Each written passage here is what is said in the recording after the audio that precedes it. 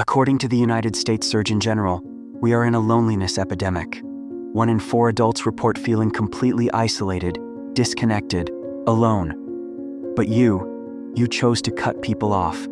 You looked at your phone, saw their name, and decided not today, not anymore. And here is what nobody talks about. You do not feel lonely.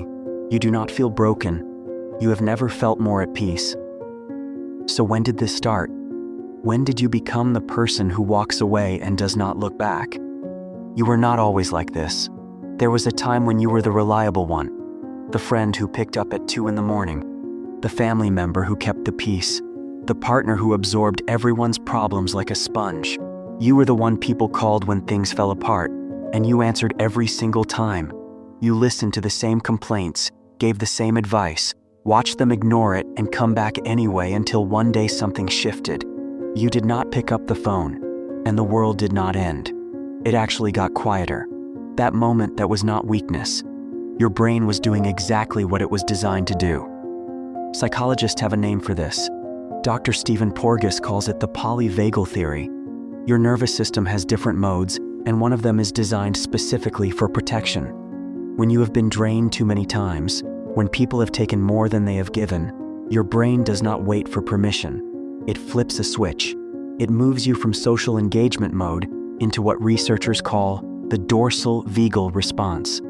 In simple terms, shutdown, withdrawal, conservation, not because you are broken, because your nervous system is doing its job, protecting your energy like it is a finite resource, which, by the way, it is. But here's the question. Where did your nervous system learn that people were a threat in the first place? For many of us, the answer goes back further than we would like to admit. Maybe you grew up reading the room before you could read books, scanning your parents' face the moment they walked through the door, learning that someone's mood could shift the entire atmosphere of your home. Psychologist Murray Bowen called this pattern emotional cutoff. It's what happens when a child learns that closeness comes with a cost, that love and unpredictability are a package deal. So you adapted. You became the one who could sense tension before anyone spoke, the one who learned that the safest place was often alone. And now, as an adult, that same pattern shows up every time someone gets too close. It's not a flaw. It's a blueprint your younger self drew to survive.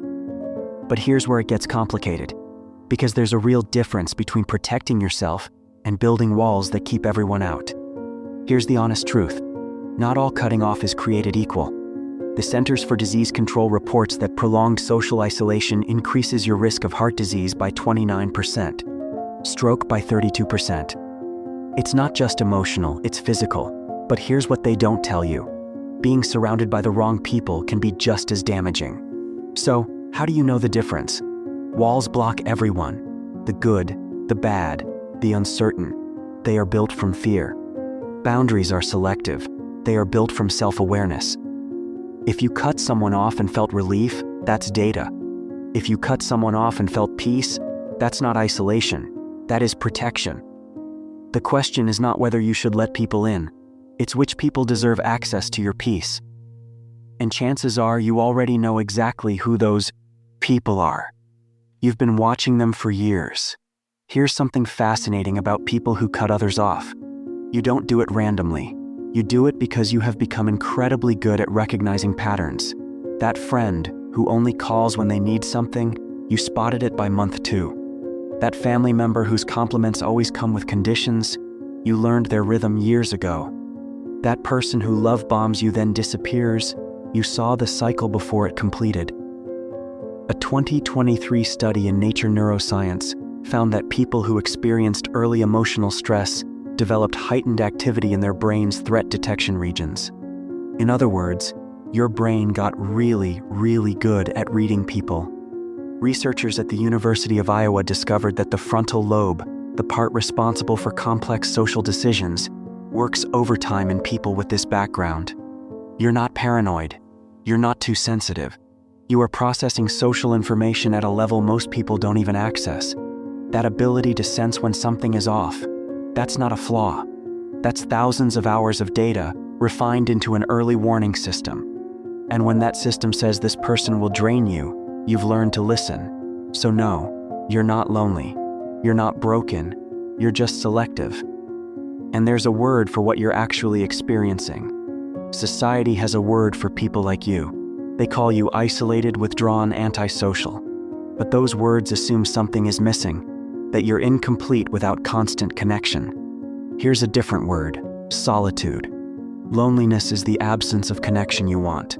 Solitude is the presence of peace you chose. You aren't sitting alone wishing someone would call. You're sitting in your space, finally able to hear yourself think. Your phone is quiet, and that quiet feels like relief, not rejection. The people who don't understand will say you're running away from something. But you know the truth. You're not running away. You're running towards something, toward peace, toward clarity, toward a version of yourself that doesn't exist in chaos. That's not isolation. That is sanctuary. And if you're watching this video wondering if there's something wrong with you, I want you to hear this clearly. There is nothing wrong with you. You are not cold. You are not heartless. You are not incapable of love. You are someone who learned the hard way that not everyone deserves access to your energy. And instead of letting that lesson make you bitter, you made a choice to protect your peace, to guard your energy, to build a life that feels gentle instead of chaotic. That's not weakness. That's one of the quietly fiercest things a person can do. And if you're wondering where you go from here, it's simpler than you think. Harvard's 75-year study on happiness found one thing. It's not about how many people you have in your life. It's about having the right ones. So if your circle is small, but it's full of people who actually see you, you're not doing it wrong, you're doing it right. If this felt like permission you didn't know you needed, you're not alone. Leave a comment. I read every single one. Protect your peace.